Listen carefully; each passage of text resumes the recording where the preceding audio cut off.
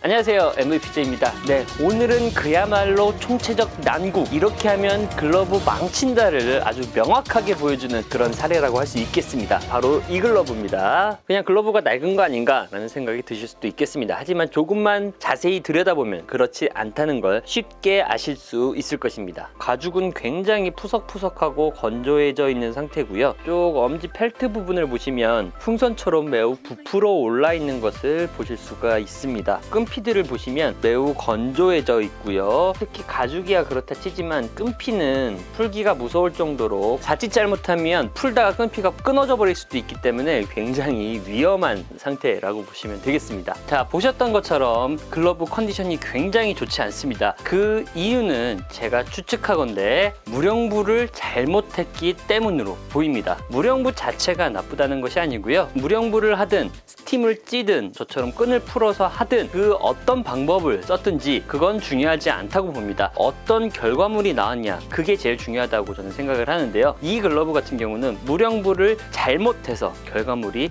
잘못 나온 케이스라고 보시면 되겠습니다. 방금 길들인 똑같은 색상과 똑같은 패턴의 글러브입니다. 이렇게 비교를 해보시면 그 차이를 극명하게 느끼실 수 있을 듯 합니다. 광택감도 있고요. 끈피는 잘 자리를 잡고 있는 모습이 되겠습니다. 이 글러브를 받자마자 든 생각은, 와, 이건 유튜브 각이다 가 아니라 정말 마음이 아팠습니다.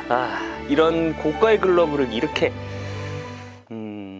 자, 가죽이나 끈피는 그렇다 치고 이 말도 안 되는 길은 어떻게 할 겁니까? 어떤 느낌이냐면 보통 글러브질을 한다 그러면 이런 느낌으로 할 텐데 이 글러브는 글러브를 꼈을 때 글러브질이 이렇게밖에 되지 않습니다. 손가락 끝만 겨우 움직여질 수 있는, 그렇다고 움직임이 없는 건 아닙니다. 팜은 전혀 활용을 하지 못하는 그런 형태로 현재 길이 들어 있습니다. 엄지는 계속 내려가려고 하고 이 손가락들은 내려오려고 하는데 결국에는 포켓에서 공을 감싸주지 못하는 이상한 구조가 만들어져 있는 글러브입니다. 그냥 받지를 말걸 이라는 생각도 잠시 해봤습니다만 그래도 맡겨주신 글러브 잘 살려보도록 하겠습니다. 미리 말씀드리지만 손상된 가죽을 되돌릴 수 있는 방법은 없습니다. 다만 상태를 지금보다는 조금이라도 낫게 하는 그런 일련의 과정들이라고 보시면 되겠고요. 또한 글러브로서의 기능을 할 수 있도록 만들어주는 것이 이 작업의 목적이지 글러브를 짠 하고 복구하는 것이 아님을 다시 한번 말씀을 드리겠습니다. 그럼 지금부터 천천히 작업해 보도록 하겠습니다. 먼저 끈피를 제거해 주도록 하겠습니다.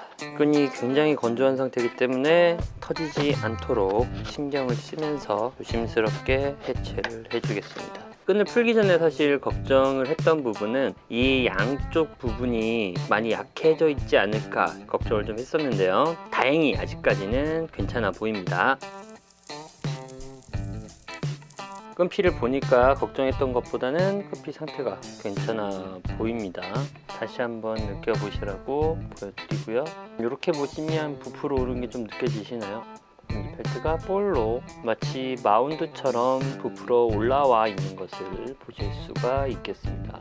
아직 풀기 전인데 손가락 하나가 이렇게 들어갈 수 있을 정도로 틈이 벌어져 있는 것을 보실 수 있고요. 이쪽도 마찬가지입니다. 손가락이 들어갈 정도로 지금 벌어져 있고요.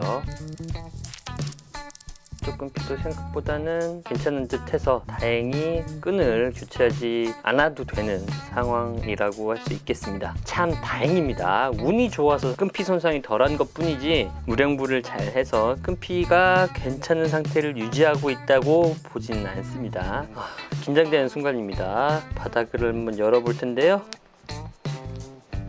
컴파운드는 이렇게 되어 있고요. 다 걷어내서 지금 길들어 있는 상태를 바꾸기 위해서 보정 작업을 할 거니까 거기에 맞춰서 한번 다시 발라보도록 하겠습니다. 부풀어 올랐던 펠트고요.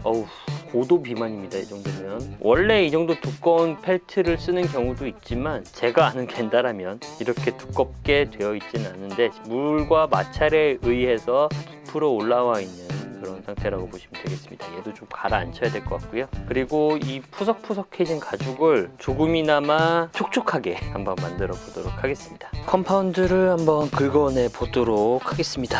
아무래도 그라운드에서 오랜 시간을 보냈던 글러브이기 때문에 흙과 먼지가 글러브 내부에까지 많은 상태인데요. 깨끗이 한번 제거를 해보도록 하겠습니다. 대략적인 정리를 마쳤고 이제 컴파운드를 한번 발라보도록 하겠습니다.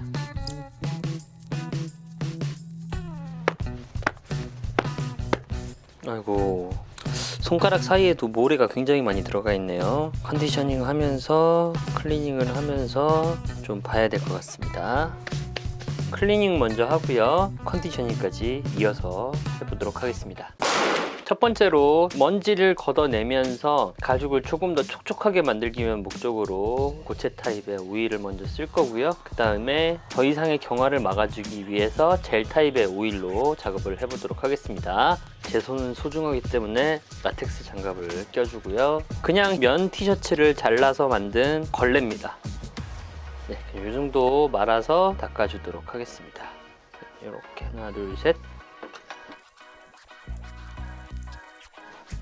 항상 말씀드리지만 가죽에 오일을 먹이는 게 아니라 그 오일을 닦아내주는 겁니다. 어차피 2차 공정에서 젤 타입의 오일을 사용해서 그냥 먼지만 닦아준다는 느낌으로 닦아주도록 하겠습니다.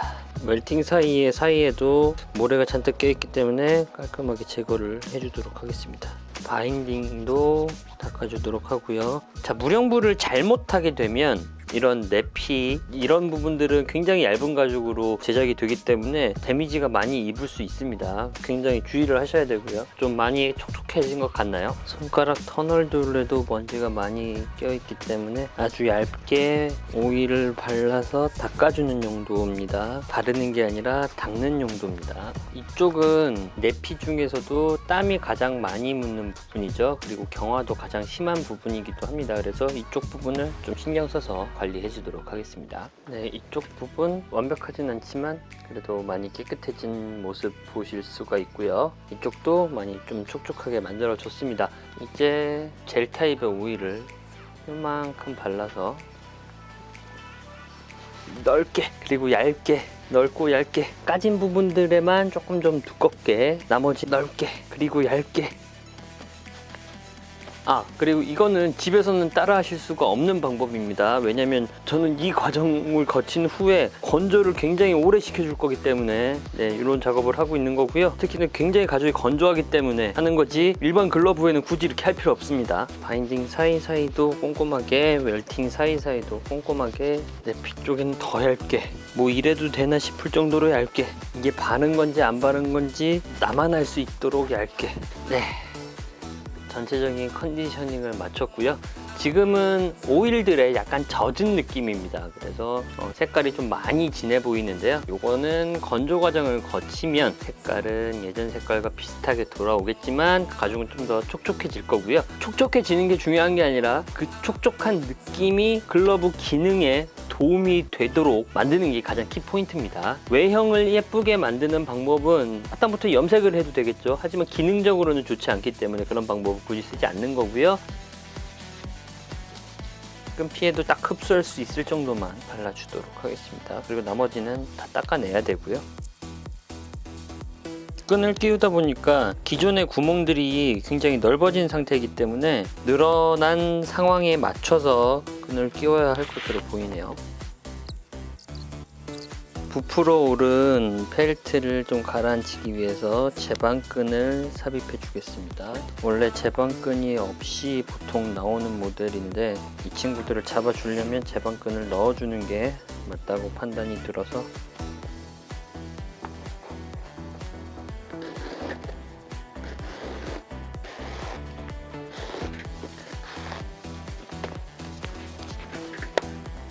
지금 컨디셔닝 작업을 마쳤고요. 그리고 끈피를 끼워서 다 마쳤습니다. 제방끈을 한 줄 삽입을 해서 작업이 되었고요. 그리고 좀 더 쓰기 편하게 손쉽게 잡을 수 있게 하기 위해서 기존의 밸런스를 바꿔야 됐기 때문에 바인딩 끈피를 정방향으로 끼웠습니다. 포구면의 넓이를 적당하게 쓸 수 있게 바꿨다고 보시면 될 것 같고요. 아직 건조가 되지 않았기 때문에 충분히 건조하는 시간을 확보한 다음에 길을 한번 잡아보도록 하겠습니다. 이따 뵙겠습니다.